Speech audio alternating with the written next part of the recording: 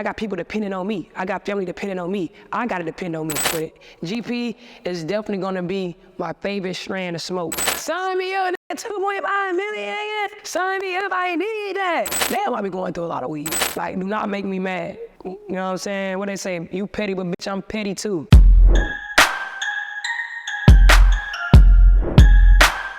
Yo, it's your girl Lil Perfect, and this is my 10-piece combo. I am an influencer, content creator, and all-around entertainer, and I'm here to give y'all this 10-piece combo. She wanna drive, but this not a boat. You wanna hang, but this not a rope. Why you hating, boy, you broke. Why you laughing, this not a joke. Perfect pull up, dressed like a hitman. Said that we targets, we turn to a hitman. You make you pose just like a pimp. I'm dancing like Michael, but money not fit. Yeah. How I would describe my journey from where I began to now on YouTube is really, you have to keep up with the times and have an open, creative mindset to know like what's new, you know what I'm saying? What can I get my foot into now? How can I produce this content and make it better? And how I did that is just by staying on the times, consistency, and just always flourishing and trying new ideas, getting out my comfort zone, and just, you know, not staying in that one comfort area. Usually when you blow up on YouTube, people try to stay in that same thing that kind of, you know what I'm saying, blew them up. And that's okay, but sometimes you have to learn different ways to critique it. And you know what I'm saying, this is how I did this shit. I think I started YouTube 2016, so from then to now, YouTube has changed in so many different ways. Back then, there wasn't many black creators at all. Now you go on the platform, you see it is many different black creators, you know what I'm saying? Everybody is there and everybody's doing their thing, and I love to see it. I love to see how it grew. And I feel like YouTube changes every 2 to 3 years too. Its algorithm change, and you just gotta know how to keep up with the times. You know what I'm saying? You gotta stay dedicated with what you do. And a part of that dedication is researching, you know what I'm saying? Part of that dedication is analyzing. Sometimes, like I tell motherfuckers, you gotta study your job. Can't be a YouTuber and not studying other YouTubers or not studying how this shit is supposed to go or how it's supposed to be done. You know what I'm saying? Yeah. I'm just going how I see other people do it. You got a lot of people who play in the NFL, they watch other NFL clips. You got people who box, they're gonna go watch the old Muhammad Ali and Mike Tyson fights. You always wanna research and you always wanna, you know what I'm saying, just stay in the loop. Keep yourself in the loop. That's how you gonna win. What keep me motivated with doing what I do on a daily basis is I know I have to depend on me. Like, you know what I'm saying? Most of the time, when my family and people in my family need stuff, they come to me, they ask me for money, you know what I'm saying? They ask me to do this and that. I can't really name too many people, fingers besides them, my mom and my daddy, I can really call and ask for help. And even them, I don't wanna ask for help. So I know I always gotta stay grounded. I always have to, you know what I'm saying, get to the bag. Cause you know what I'm saying, I got people depending on me. I got family depending on me. I gotta depend on me. So you know what I'm saying, that's my motivation right there. That's how I'm gonna get to it, is knowing I gotta keep a bag consistent. Every day, all day. Some money gotta be made somehow. What encouragement I have to any upcoming creators, influencers, Instagrammers, TikTokers is, one, find you a niche. You have to find something that works for you. 2, you have to be yourself. Do not try to watch other videos and watch other people and try to recreate their personality. You have to be you. That's the longevity with the shit. If you want people to love you and really get in tune with the person you are in your life, you have to be yourself. You know what I'm saying? Right or wrong. You have to be yourself, you know what I'm saying? Number 3, you have to create yourself a schedule. That's important, guys, when you're creating content, because you make your work schedule. You're an entrepreneur. So, you know what I'm saying? You don't get up and make no money, you ain't making no money, P. You ain't got no clock in and clock out. So you have to make you a schedule. To upcoming YouTuber, I know some people usually have 9 to 5s because you're still working to get to where you want to be, and that's fine. But still with that, you have to create time for your future. So if you know you got a 9 to 5, try to find some days out the week that you know that you could do content and try to post, try to make yourself a little schedule. Like, I'm going to post on Monday, Wednesdays, and Fridays. If that don't work, I'm going to post on Monday and Fridays. Try to create some type of consistency so that your viewers and your subscribers know for a fact they're going to get consistent content from you. And I think that's the most important things, man. With all that, motivation just play a part with that shit. So you know what I'm saying? You gotta stay dedicated, find you a niche, stay true to yourself with personality, you know what I'm saying? And create you a schedule. That's it, man, that's all. Ain't no really golden key with this shit. All right, y'all, let's get into it. 10-piece combo. Ooh, there's a $100,000 chicken biscuit. Let's see what we got. The box hard, I'm fucking with it. All right, they trying to get to know me at 10 piece. All right, let's see. Who are your top 5 YouTubers? Okay, this is a good question, because I've been in the game for a long time, and I don't like when YouTubers try to act like they don't watch other YouTubers. That's a part of the game. Come on, man, that's a part of the game. That's how you know what's great. Okay, top 5 YouTubers. I'm gonna go back off what I know and who I grew up researching and watching. Number 1 I'm gonna have to do is DDG. I'm gonna give DDG his props every time. Like, you know what I'm saying? We ain't gotta say too much on game. Number 2, my damn self. You know what I'm saying? My damn self.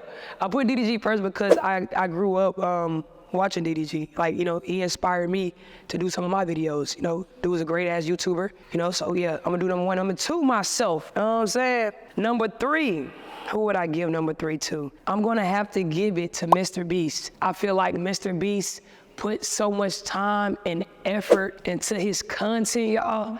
And I'm a real content creator, so I know how hectic it could get. The fact that he's doing the videos at his level with the production, with the money behind it, is insane. That shit is crazy. Number 4, I'm gonna have to give to AMP, because I feel like they came through and made a tremendous mark on YouTube, you know what I'm saying, and doing what they do, because they shit is fire. And number 5, I'm trying to think strategic, y'all, so many people. Number 5, man, who would I give the 5th one to? I'm gonna have to give it to Funny Mike. Because Funny Mike, that's my dog, and I watched him build his foundation into this beautiful kingdom that we have now, and you know what I'm saying? I love to see it. And the fact that he did it from the hood, you know what I'm saying? The back of the back, and still doing it for the hood. Ain't no sugarcoating with this shit, you know what I'm saying? I like it, I love it, I love it. So them gonna be my 5 YouTubers right there. Let's get into it.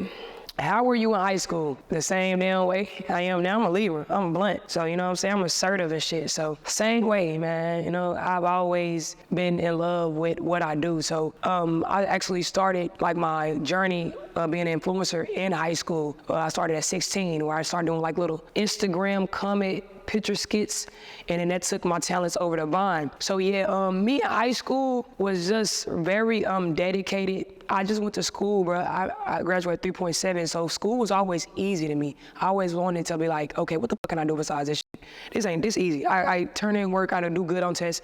This shit is easy. What can I do? Me in high school is just the same person I am now, man. Motivated and trying to figure out what's next and what I could do bigger for myself. No cap. On to the next one. Best weed you ever smoked? Gary Payton. And that's my favorite strain. I don't give a fuck. Every time I go to LA, I'm gonna go to Cookies, and they gonna get me for the 50, for the 3 bucks. I mean 60 or 50, whatever it is. I'm gonna buy that GP, man. I ain't gonna lie. I love it. I like the way it break down. I like the way it smoke, and it's just like, it's cool. I don't know. I fuck with it. GP is definitely gonna be my favorite strand of smoke. Would you accept a deal to transport an 18-wheeler without knowing what's inside? For $2.5 million, you cannot look inside and you can't get pulled over. Hell yeah. Sign me up, $2.5 million, sign me up, I need that. Yeah, you ain't taking no risk, man. What the fuck is you doing, bro? Life is about risk. Like, sometimes it don't matter how big the risk is. Sometimes the reward, it be like, okay, did that shit, man, we good, you know what I'm saying? Fuck it. Hand me my chicken, I'm taking it. What is your most expensive habit? Weed.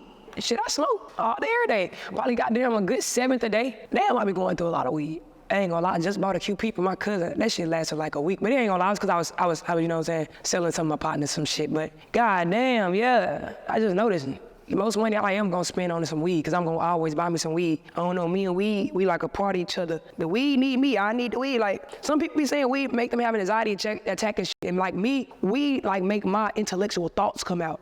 Like, I get to smoking, I get to writing down hell ideas. I get creative. Like, I don't let weed make me lazy. I smoke and go clean up. Like, I let that shit turn me into an intellectual vibe or some shit. You feel me? Let's see. 5 people that put Arkansas on the map. Myself. I'm gonna say who else? My boy ZHD. He's another artist from Arkansas. I'm gonna say Bankroll Freddy. Let me see. My boy CEO.